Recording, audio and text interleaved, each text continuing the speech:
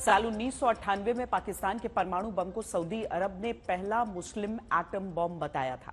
तब पाकिस्तान को प्रतिबंध से बचाने के लिए सऊदी अरब ने हर दिन 50,000 बैरल तेल मुफ्त में देने का वादा किया और पाकिस्तान को बिखरने से बचा लिया। हमने ये कहानी आपको इसीलिए सुनाई ताकि आपको अंदाजा हो सके कि मध्य पूर्व पाकिस्तान के लिए कितना अहम है। लेकिन पाकिस्तान की ये लाइफलाइन खतरे में है। पाकिस्तानी जानकारों को लगता है कि मिडिल ईस्ट में प्रधानमंत्री मोदी के ताबड़तोड़ दौरे उन्हें बहुत भारी पड़ने वाले हैं। अल हिंद बल इमारात बी कलम अल जमान हिसाब अली मुस्तकलब अब्दल व सदा का बीना। पीएम मोदी का यूएई और कतर का दौरा कामयाब माना जा रहा है। यूएई के दौरे में दोनों देशों के बीच 10 समझौते हुए तो अबू धाबी में पहले हिंदू मंदिर का उद्घाटन काफी चर्चा में रहा। वहीं कतर जाकर पीएम मोदी ने वहां के अमीर का शुक्रिया अदा किया, जिन्होंने 8 भारतीयों की फांसी की सजा को खत्म कर भारतीय कूटनीति की सफलता में 4 चांद लगा दी। पाकिस्तान से इस तरह की तारीफ तो आप पहले भी सुन चुके होंगे, लेकिन भारत की मध्य पूर्व में बढ़ती ताकत ने पाकिस्तान के माथे पर बल डाल दिए। पाकिस्तान की टेंशन ये है कि जिस कतर ने नुपुर शर्मा के मामले में सबसे ज्यादा सख्त रुख अपनाया, जिसने जाकिर नाइक जैसे भगोड़े को बुलाकर आदर सत्कार दिया, उसने 8 भारतीयों की फांसी की सजा को 100 दिनों के अंदर कैसे पलट दिया। पाकिस्तान को लगता है कि यूएई में हिंदू मंदिर का उद्घाटन और कतर का नरम होना उसके लिए किसी बड़े खतरे की घंटी है। लेकिन क्यों? तो पाकिस्तान मध्य पूर्व के मुस्लिम देशों में भारत का प्रभाव बढ़ने से डरा हुआ है, परेशान है। लेकिन सवाल है क्यों? क्यों उसे भारत और यूएई या फिर भारत और कतर की नजदीकी रास नहीं आ रही? क्यों मिडिल ईस्ट के शक्तिशाली देशों से भारत की पक्की दोस्ती पाकिस्तान की हालत बद से बदतर कर सकती है? अब्दुल बासित जैसे भारत विरोधी पाकिस्तानी राजदूत पाकिस्तानी नेताओं को फटकार रहे हैं, जो अपने स्वार्थ के आगे कुछ देख ही नहीं पा रहे। जबकि मध्य पूर्व में पाकिस्तान अपने दोस्त तेजी से खो रहा है, वहीं इस इलाके के सभी बड़े देश भारत के करीब आ रहे हैं। अब सवाल ये है कि प्रधानमंत्री मोदी मध्य पूर्व के देशों पर इतना ज्यादा फोकस क्यों कर रहे हैं? उन्होंने पिछले 10 सालों में 17 बार मध्य पूर्व के दौरे क्यों किए? 2014 में प्रधानमंत्री बनने के बाद पीएम मोदी यूएई 7 बार, कतर 2 बार और सऊदी अरब 2 बार जा चुके हैं। वहीं इन सालों में उन्होंने बहरीन, जॉर्डन, फिलिस्तीन, ओमान, ईरान और तुर्की का भी दौरा किया। लेकिन सवाल ये है कि पीएम का सबसे ज्यादा ध्यान यूएई और सऊदी अरब पर क्यों है? क्यों उन्होंने यूएई में रहने वाले भारतीयों का ध्यान रखने के लिए यूएई के राष्ट्रपति की बार-बार प्रशंसा की? मध्य पूर्व पर भारत के खास ध्यान की वजह तेल और ऊर्जा सप्लाई हो सकता है। ये वो इलाका है जहां पर लाखों की संख्या में भारतीय काम करते हैं। वहां उनका दबदबा बढ़ता जा रहा है। यही पाकिस्तान की सबसे बड़ी चिंता है। सुनिए, भारत में पाकिस्तान के पूर्व उच्चायुक्त की चिंता ये है कि जैसे जैसे मध्य पूर्व के देशों से भारत के रिश्ते मजबूत होते जाएंगे, वैसे वैसे पाकिस्तान का बहुत बड़ा नुकसान होगा। लेकिन कैसे? इस सवाल का जवाब आंकड़ों में छिपा है। पाकिस्तान के सेंट्रल बैंक के मुताबिक सऊदी अरब और यूएई में रहने वाले पाकिस्तानी सबसे ज्यादा रुपए देश भेजते हैं। पाकिस्तान के कुल रेमिटेंस में अकेले सऊदी अरब और यूएई का हिस्सा 45% है। यानी अगर दुनिया भर में फैले पाकिस्तानी अपने मुल्क को 100 रुपए भेजते हैं, तो उसमें 45 रुपए सीधे सीधे 2 देशों से आते हैं, जिसमें यूएई और सऊदी अरब है।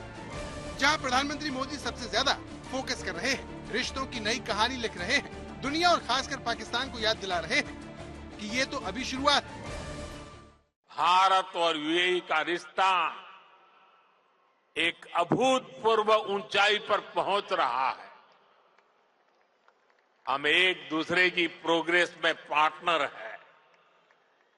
हमारा रिश्ता टैलेंट का है, इनोवेशन का है, कल्चर का है। बीते समय में हमने हर दिशा में अपने संबंधों को नई ऊर्जा दी। भारत और यूएई की एक करीबी पाकिस्तान के लिए मुसीबत बनेगी। उसे लगता है कि यूएई और सऊदी अरब अपने यहाँ रोजगार देते वक्त भी भारत को प्राथमिकता देंगे, जिसका सीधा असर वहाँ से आने वाले डॉलर पर पड़ेगा, जो उसकी अर्थव्यवस्था को चलाने में बहुत बड़ा रोल अदा करता है। विदेश में रहने वाले प्रवासी श्रमिकों से प्राप्त धन, जिसे रेमिटेंस कहा जाता है, पाकिस्तान के सकल घरेलू उत्पाद का लगभग 8.5% है। पाकिस्तान की चिंता ये है कि उसका रेमिटेंस पिछले 31 महीने के निचले स्तर पर पहुंच गया है। डॉन की रिपोर्ट कहती है कि जनवरी से नवंबर 2023 के बीच उसे करीब 1,92,000 करोड़ रुपए का रेमिटेंस मिला, जो साल 2022 के मुकाबले 25,000 करोड़ रुपए कम है। वहीं 2021 के मुकाबले 38,000 करोड़ रुपए कम है। हाल के कुछ सालों में पाकिस्तान की आर्थिक हालत बहुत बिगड़ी है। पाकिस्तान एक मुश्किल से निकलता है तो दूसरे में फंस जाता है। ऐसे में विदेश में रहने वाले पाकिस्तानी लोगों का भेजा गया पैसा कुछ हद तक स्थिरता का स्रोत रहा है।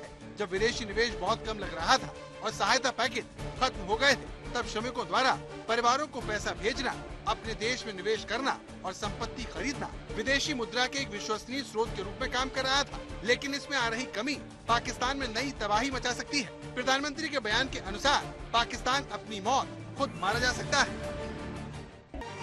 प्रधानमंत्री की ये दोनों बातें सही साबित हो रही हैं। भारत की साख मजबूत हुई है तो पाकिस्तान का दिवाला निकलना बाकी है।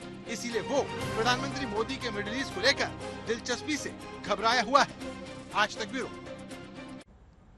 एक तीर से दो शिकार वाली कहावत तो आपने सुनी होगी। मिडिल ईस्ट की भारत से करीबी और हम पर निर्भरता यूएई, सऊदी अरब जैसे देशों को पाकिस्तान से दूर कर देगी। इसका सबूत मिल भी चुका है जब G20 की बैठक में भारत आए सऊदी क्राउन प्रिंस मोहम्मद बिन सलमान लाख मिन्नतों के बावजूद पाकिस्तान में घंटे भर के लिए भी नहीं रुके। ऐसी ही बेरुखी पाकिस्तान को यूएई से भी मिल रही है, जिसके अबू धाबी में हिंदू मंदिर देखकर पाकिस्तानी जल रहे हैं। पाकिस्तान में जनता पहले महंगाई से परेशान थी। उसे लगा कि वो अपने वोट से अपने नेताओं को सबक सिखाएगी, लेकिन सेना ने धांधली करके खेल कर दिया। पाकिस्तान में सियासी उठापटक देख मायूस पाकिस्तान के लोगों ने जब यूएई में प्रधानमंत्री मोदी की ये स्वागत की तस्वीरें देखी तो वहाँ लोग अपनी सरकार पर बरस पड़े।